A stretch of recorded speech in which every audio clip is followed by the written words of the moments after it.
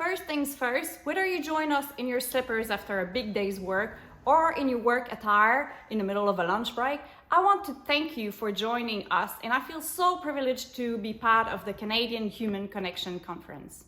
I'm Veronique Theberge. I'm born and raised in beautiful Quebec City until a Kiwi man swept me off my feet and took me back to his beautiful homeland of New Zealand. So if you hear a mix of Quebecer, Canadian and Kiwi accent, that nicely sums up how it all comes together. So until just a little over 5 years ago, I thought I had things sorted. I was a picture of health, I was a social butterfly, I was climbing the ladder at work while juggling being a mom of 3 busy young boys. Yep, I was one of those annoying overachiever. That is until I fell ill to a viral brain illness called meningoencephalitis, which resulted in an acquired brain injury. Funny how an insanely painful headache has completely flipped things on its head, no puns intended. All of a sudden, I had to deal with a range of physical, cognitive, and emotional symptoms that were completely foreign to me. All the things that made me, appeared to have vanished alongside this nasty brain infection. It took me quite some time to fully grasp the extent of how brain injury would change my life and change me for that matter. But it didn't take me too long to realize that brain injury recovery was going to translate into a number of limitations. A little bit like the pandemic did for many, brain injury drastically changed the way social interactions were conducted for me and my family. Now, a recurring theme for many recovering from brain injury is isolation.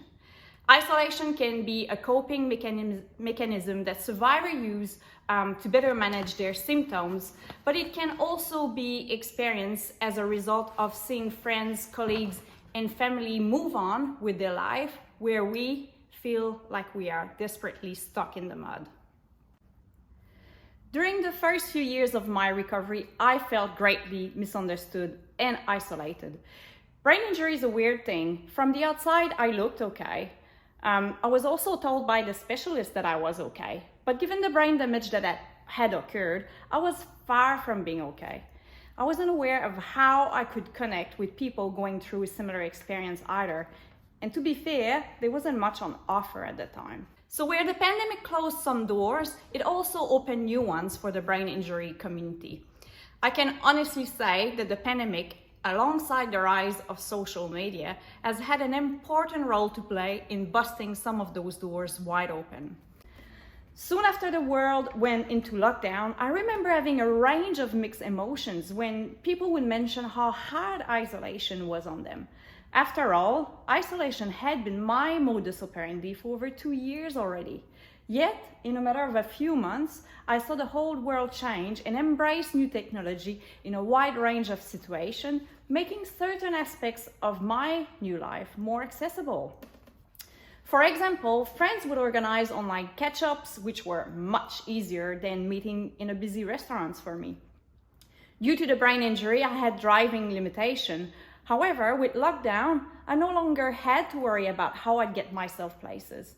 The local gym offered online training session, which gave me the opportunity to connect with my local community.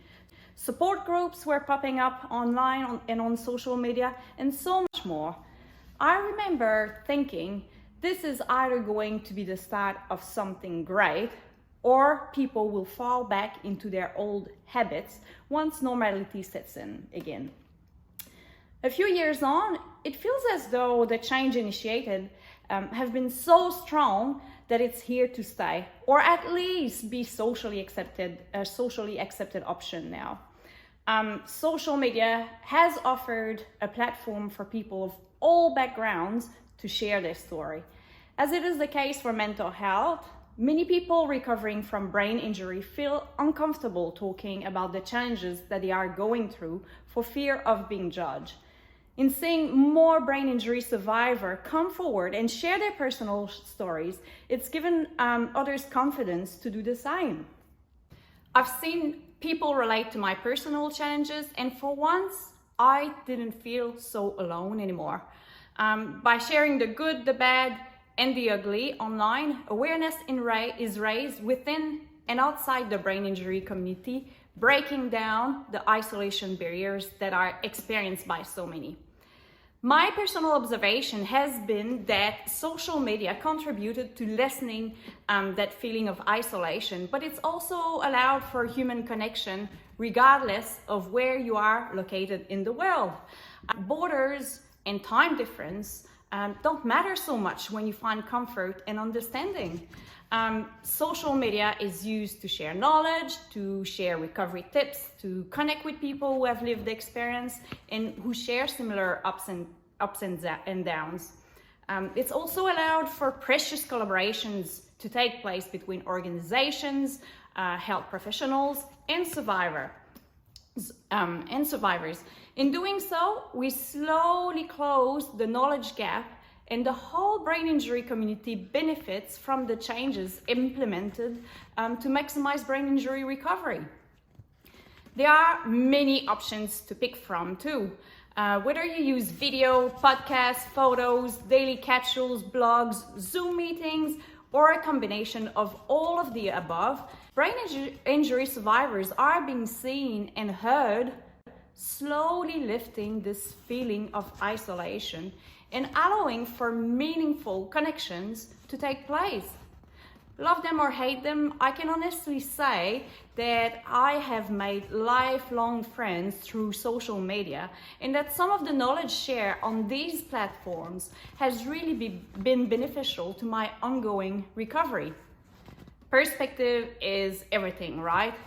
I think that leveraging these platforms in an informed and well-intentioned manner can be beneficial to a portion of the population navigating isolation. It will never replace face-to-face, but it can sure be a great second best option. Thank you so much for listening in, guys. Have a great day.